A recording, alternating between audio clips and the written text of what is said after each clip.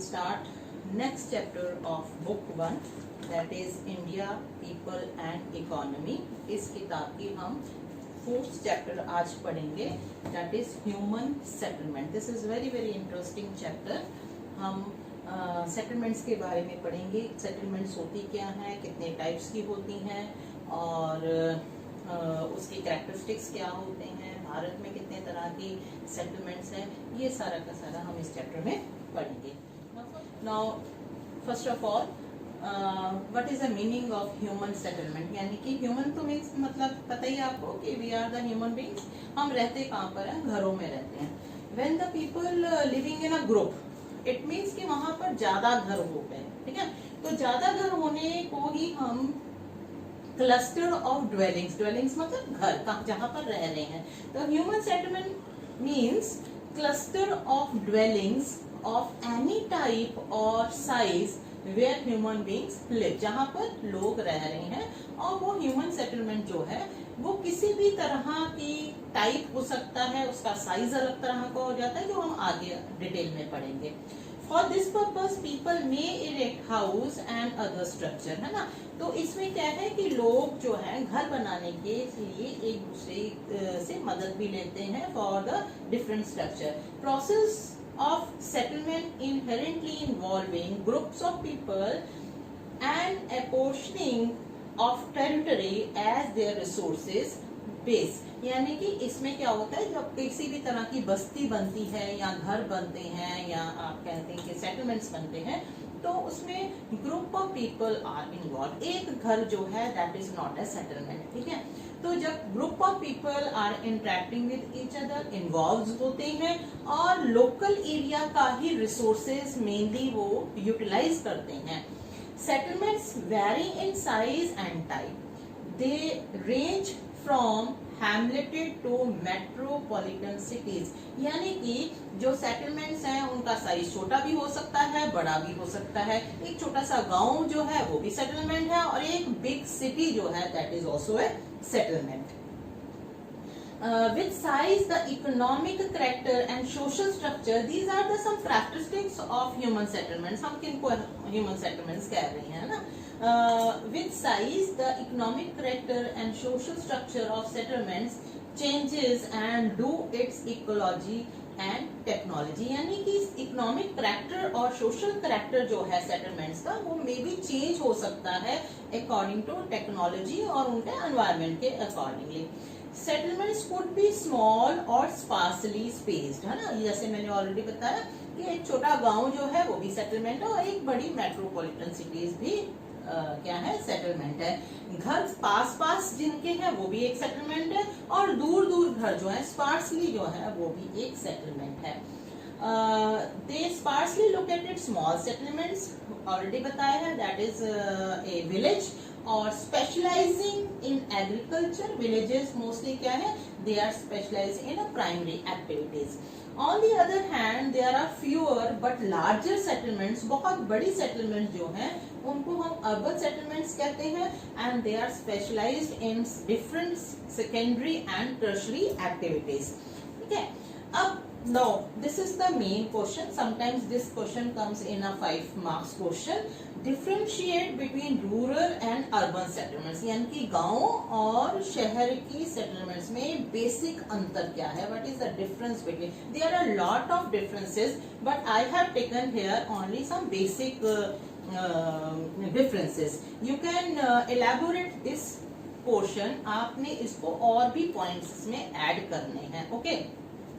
Now some basic differences. First of all we are discussing the rural settlements, यानी कि ग्रामीण बस्तियां drive their life support of basic economic need from land based primary economic activity. यानी कि यहाँ पर economic activity जो है प्राइमरी सेटलमेंट की है वो कौन सी है, that is a primary activity. यानी कि mostly agriculture based. But agriculture base is a one economic activity, but primary activities में there are so many primary activities. For example मछली पालन करना, लकड़ियाँ काटना, है ना, या बर्तन बनाना, these are also primary activities. Okay, तो वो भी हम उनको भी हम किस में गिनेंगे, रूरल एरियाज में गिनेंगे। यानी कि इकोनॉमिक एक्टिविटी क्या है, उनकी प्राइमरी एक्टिविटी है। Whereas come to the urban settlement, depend on process of raw material and manufacturing of finished goods on the one hand and variety of services on the other hand. अब यहाँ पर क्या है, these urban settlements mostly people engage in a secondary activities and tertiary activities. secondary का मतलब है manufacturing the goods, raw material से क्या कर रहे हैं, फिनिश गुड्स बना रहे हैं। Most of the people engage in this activity and they are also specialising in different occupations also. For example, doctors, engineers, educationists, है ना, advocates. तो these are some specific जो services हैं that is also provided in a urban settlements. Okay.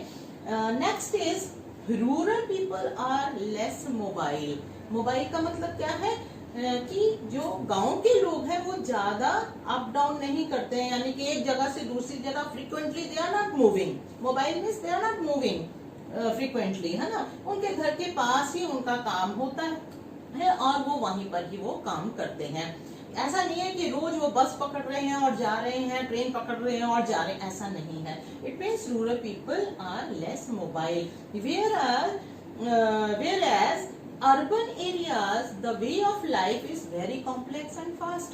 They are moving, they are reach to their occupation place or their office.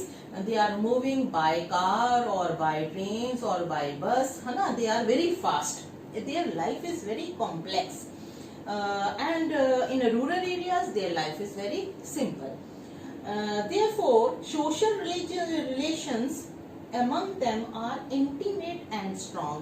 अगर हम rural areas में देखें तो आपने देखा होगा कि अगर गांव में अगर आप चले जाएं तो गांव के जो परिवार हैं दे आर वेल कनेक्टेड, उनको सब आपस में देयर सोशल रिलेशंस जो हैं वो बहुत ही इंटीमेटेड होते हैं। गांव में कोई भी घटना होती है तो पूरे गांव को उसके बारे में जानकारी होती है। लेकिन whereas in urban areas social relations are formal, है ना, हम इवन पड़ोस वाले के घर में क्या हो रहा है वो भी हम नहीं जान पाते हैं क्योंकि we are very formal, we are so busy in our own life. हम अपने ही काम में इतना बिजी हैं, हम अपने ही घर के कामों में या हम अपने ऑफिस वर्क में, हम अपने लाइफस्टाइल में इतना बिजी है, वी आर नॉट बॉदरिंग कि what is going on in our neighbouring, है ना। तो गाँव में अपने घर के आसपास क्या हो रहा है वो तो पता नहीं, तो शहर में क्या हो रहा है वो तो बिल्कुल ही नहीं हम जानकारी रखते हैं। सिर्फ हमें न्यूज़पेपर से कुछ मेन हेडिंग्स जो है शहर के बारे में पता लगती रहती हैं। तो it means our social life जो है that is very formal, whereas in a rural areas social life is very intimated and strong, they are very good and their bonding is very strong. ठीक है, these are the basic difference in rural settlement and urban settlement, and you have to write down, there are so many things कि rural area में they have a कच्चा house जबकि urban area में planned house होते हैं, है ना। जो रूरल एरियाज हैं वहाँ पर इलेक्ट्रिसिटी और ये पानी ये सब चीजें इतनी बढ़िया फैसिलिटीज नहीं होती हैं, वेरस अर्बन एरियाज में ये सब फैसिलिटीज ज्यादा होती हैं, है ना। एजुकेशन इंस्टीट्यूट्स जो हैं वो कम है रूरल एरियाज में, वेयर एज अर्बन एरियाज में स्पेशलाइज्ड है। तो ये वाले पॉइंट्स भी you can add with this rural settlements and urban settlements, ठीक है। तो ये दो basically I have taken these 3 points and you can add more points here. There are some picture. This is a picture of village area and here it is a urban area, urban settlement. This is a village, this is a somehow somewhere in metropolitan city, कोई metropolitan city का ये photo लिया है। Cities act as nodes of economic growth. Cities क्या कर रहे हैं, वो एक इकोनॉमिक ग्रोथ का एक सेंटर पॉइंट होता है।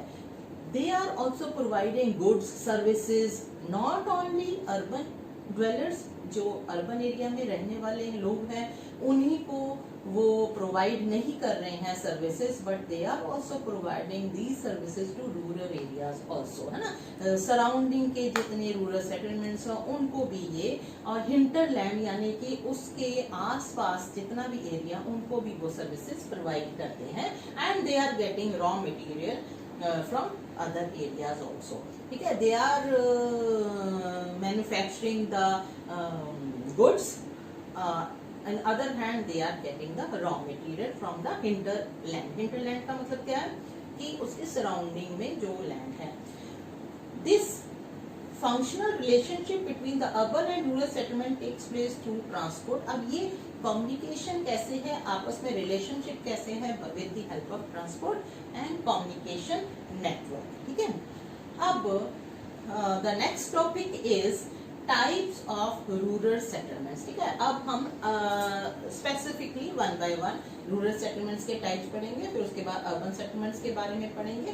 तो number 1 is types of rural settlements. ठीक है, types of rural settlements are determined by the extent of built up area and inter house distance. ठीक है, तो जो नॉर्मली क्या है कि जो रूरल एरियाज हैं उसका बिल्ट अप एरिया कैसा है. बिल्ट अप एरिया का मतलब है वो किस तरह की जो मटेरियल जो है वो किस तरह का बना हुआ है. मोस्टली आपने देखा होगा गांव जो है उसमें रॉ मटेरियल यूज किया जाता है, उसमें कच्ची चीजें या लकड़ियां यूज की जाती हैं, या मड के हाउस होते हैं, और इसी तरह से उनके आपस के घर जो हैं वो भी कनेक्टेड होते हैं. That is according to the type of the rural settlement. In India compact और cluster villages of few hundred houses is a rather universal feature, particularly in northern plain. अगर हम इंडिया की बात करें तो मोस्टली इन नॉर्दर्न प्लेन्स, हमारा northern plains का मतलब क्या है,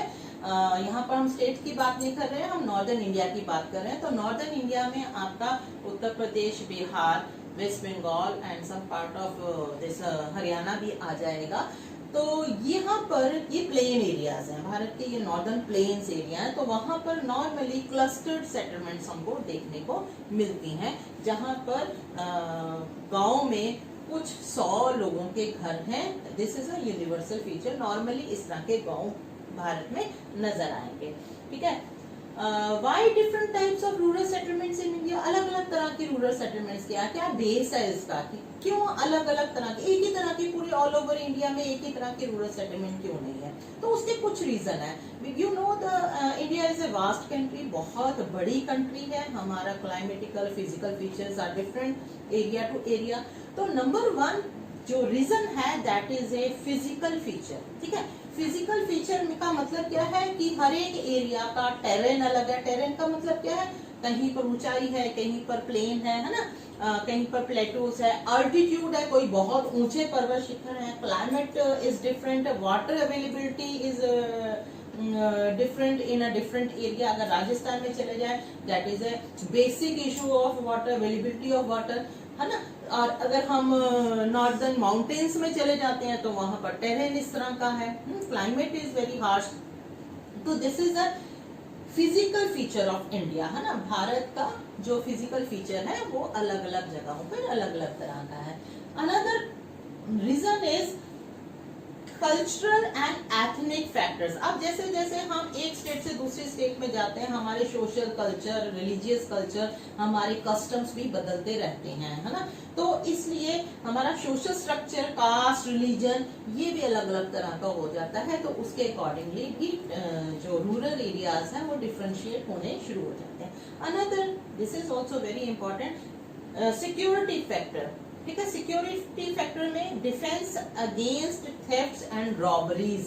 ठीक है, कभी ये जब गांव बनने शुरू हुए थे, अगर हम एंशिएंट टाइम में देखें तो गांव बनने का रीजन ही यही था कि वहां पर कई लोग जो है वो इकट्ठे रहते थे ताकि कोई हमला हो तो सबके सब मिलकर उसका डिफेंस कर सकें.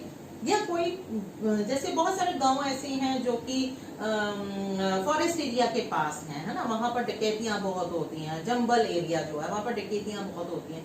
तो वहां पर भी घर जो है वो पास पास डिफेंस के कारण जो है वो they are very close to each other. तो यहाँ पर रीजन क्या है, defence against thefts and robberies, या कोई भी किसी भी तरह का हमला होता है तो सिक्योरिटी पर्पज से they are living together.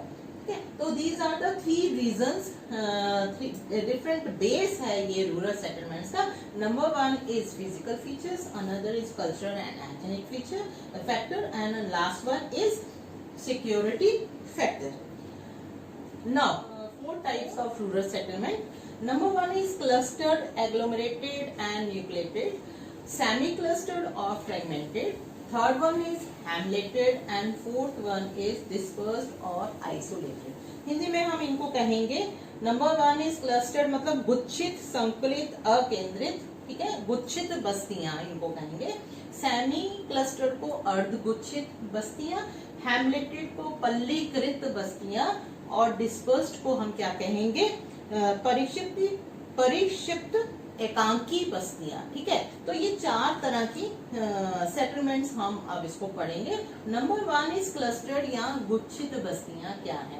Number one, clustered rural settlement is a compact and closely built up areas of house, यानी कि अब ये कैरेक्टरिस्टिक्स हैं किस तरह की बस्तियों को या किस तरह की सेटलमेंट्स को हम क्या कहेंगे, क्लस्टर्ड सेटलमेंट्स कहेंगे।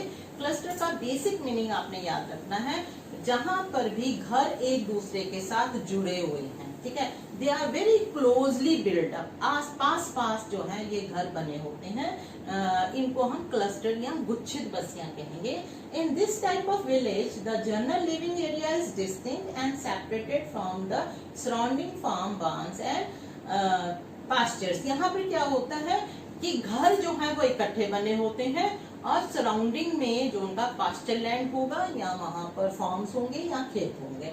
The closely built up area, it's intervening streets present some recognizable pattern, geometric shape such as rectangular, radial, linear। अब ऐसा भी होता है कि घर तो ये पास जुड़े हुए हैं, लेकिन उनकी स्ट्रीट जो है यानी कि जो गलियां हैं, जो सड़कें हैं, वो एक स्पेसिफिक शेप लेती हैं। फॉर एग्जाम्पल वो रेक्टेंगुलर हो सकती हैं, सर्कुलर हो सकती हैं, है ना, ज्योमेट्रिकल शेप्स में वो बनी होती हैं, उसी के अकॉर्डिंगली उसके आसपास घर जो है वो बिल्टअप होते हैं।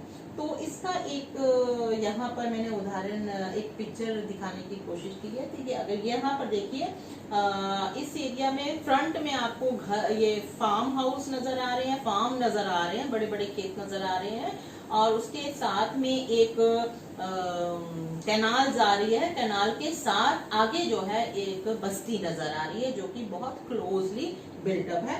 तो this type of settlement is called clustered settlements.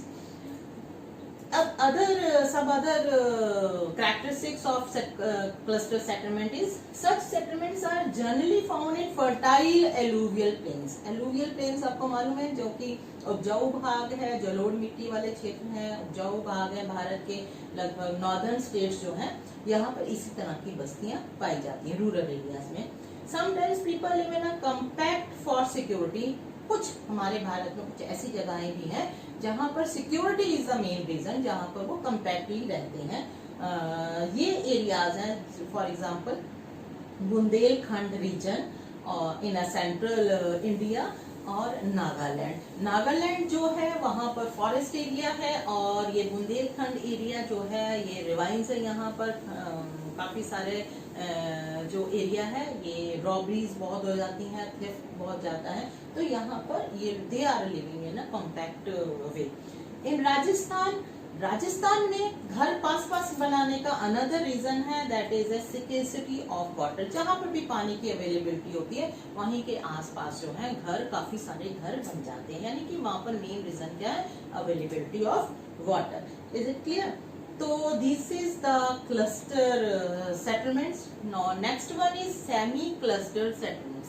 Semi cluster settlements में डिफरेंस नहीं है, जिस तरह की क्लस्टर सेटलमेंट्स हैं उसी तरह की सेमी क्लस्टर हैं, लेकिन सेमी क्लस्टर में ये होता है कि समटाइम्स क्या होता है, क्लस्टर सेटलमेंट बहुत एक्सपैंड कर गई है ना, बहुत बढ़ गई है, या उसका कुछ कोई रीजन के कारण उसमें कुछ लोग जो हैं, कुछ सेक्शन के लोग जो हैं वो अपने घर अलग बनाते हैं, लेकिन उनका नाम जो है वो वही सेम क्लस्टर से ही रिलेटेड होता है। सेमी क्लस्टर्ड और fragmented settlements may result from tendency of clustering in a restricted area of dispersed settlements, है ना। तो कुछ ऐसे हाई कास्ट पीपल जो हैं वो एक रिस्ट्रिक्टेड एरिया बना लेते हैं और बाकी लोग बाहर एक्सपेंड करना शुरू कर देते हैं। In this case one or more sections of village society choose, उसमें क्या होता है, कुछ विलेजर्स जो हैं वो अपना एरिया अलग चूज करके वहीं पर ही अपना घर बनाना शुरू कर देते हैं। दे आर ऑल्सो लाइक, उनका भी प्रैक्टिस वैसा ही है कि they are build in a very near together, एक दूसरे के पास पास ही होते हैं। In such cases, generally the land owning and dominant community occupies the central part of the main village, whereas people of lower strata of society or manual workers settle on a outer fringes of the village. Simple सी बात है, जो कि बड़े जमींदार लोग होते हैं, सोसाइटी के हाई स्ट्रेटा के लोग होते हैं, वो अपना सेंटर का पार्ट जो है उसको ऑक्युपाई कर लेते हैं, जबकि जो वर्कर क्लास है, जो उनके खेतों में काम करने वाले लोग हैं, वो आउटर स्ट्रेटा में रहते हैं। Such settlements are widespread in Gujarat plains and some parts of Rajasthan also. तो इस तरह की सेटलमेंट्स हमें कहाँ पर देखने को मिलती हैं, गुजरात में और राजस्थान में। तो this is a one picture, देखिए ये एक यहाँ पर एक मेन आपको विलेज एरिया नजर आ रहा है, उससे हटकर एक और साथ में नजर आ रहा है, तो हम इसको भी हम सेमी क्लस्टर का नाम दे सकते हैं, ठीक है। अब है हैमलेटेड सेटलमेंट्स, ठीक है। अब हैमलेटेड सेटलमेंट्स भी जो है एक फ्रेगमेंटेड सेटलमेंट्स ही होती हैं। Sometimes settlement is fragmented in several units, एक यूनिट नहीं बनेगी, वहां पर कई और फिजिकल यूनिट्स जो हैं वो सेपरेट हो जाती हैं एक मेन विलेज से, और इन यूनिट्स को अलग अलग नामों से जाना जाता है। They are called locally, they are called panna, para, pali, nagla, dhani. You have to learn these words, ये आपको लोकल वर्ड्स जो हैं, कभी भी अगर आपको क्वेश्चन आता है हैमलेटेड में, तो you have to write this local words कि पन्ना, पारा, पाली, नागला, धानी, ये जो कुछ लोकल वर्ड्स हैं इन हैमलेटेड सेटलमेंट्स के लिए बोले जाते हैं। These segments of large village is often motivated by social and ethnic factors. यहाँ पर भी वही रीजन है सेम, कि इस तरह की छोटी छोटी जो बस्तियां हैं, ये जो फ्रेगमेंट हो जाती हैं, वहां पर भी हमारा सोशल कल्चर जो है या एथनिक रीजन जो है वो जो है यहाँ पर भी डोमिनेट करता है। Such villages are more frequently कहाँ पर पाए जाते हैं, mostly in Ganga plains, middle and lower part, Chhattisgarh और lower valleys of Himalayas. Next, this is the picture. It is given in your NCERT book is also. यहाँ पर भी एक किताब में देखिए ये सेमी क्लस्टर जो है दिखाई गई है। तो इसी तरह से एक फ्रेगमेंटेड जो है सेटलमेंट्स भी है। अब है डिस्पर्स्ड सेटलमेंट। अब डिस्पर्स्ड सेटलमेंट क्या है? Dispersed settlement or isolated settlement pattern in India appears in form of isolated herds. अब आपने देखो पढ़ा है कि क्लस्टर सेटलमेंट्स में क्या बहुत सारे hundreds of houses are together, but in dispersed settlements एक पहाड़ का एरिया है, एक मान लीजिए कुछ घर 5, 7, 8 घर एक जगह बने हुए हैं, उसके आसपास उनका खेत है, फिर उसके बाद एक पगडंडी जाती है, उसके बाद फिर 5-7 घर बने हुए हैं, फिर उनका खेत का एरिया आ जाता है, फिर उसके बाद एक पगडंडी जाएगी ऊपर की ओर या नीचे ढलान में, फिर 5-7 घर बन गए। तो ये एरिया उस पहाड़ को तो एक ही विलेज नाम देंगे, लेकिन वो डिस्पर्स्ड है, यानी कि कुछ घर यहाँ है, कुछ घर यहाँ है, कुछ घर यहाँ है, तो इसको हम क्या कहेंगे? Dispersed settlements.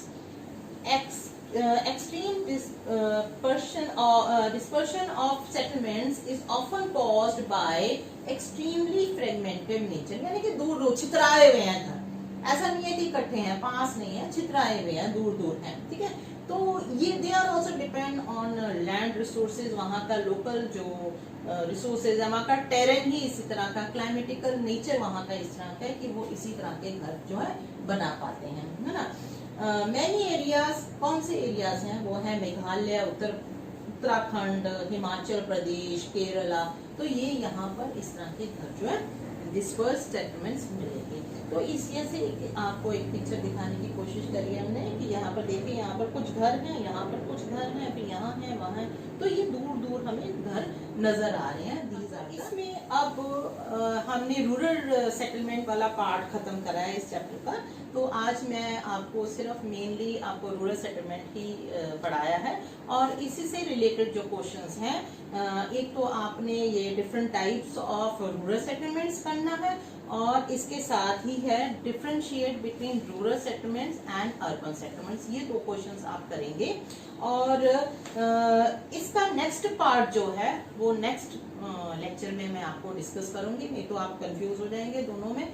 तो सबसे पहले यानी कि इस में यहाँ पर मैं आपको जो लिया है, 2-3 टॉपिक्स हमने कवर करे हैं। एक तो मीनिंग ऑफ ह्यूमन सेटलमेंट्स किसे कहते हैं, और दूसरा टॉपिक था इसमें differentiate between rural and urban settlements.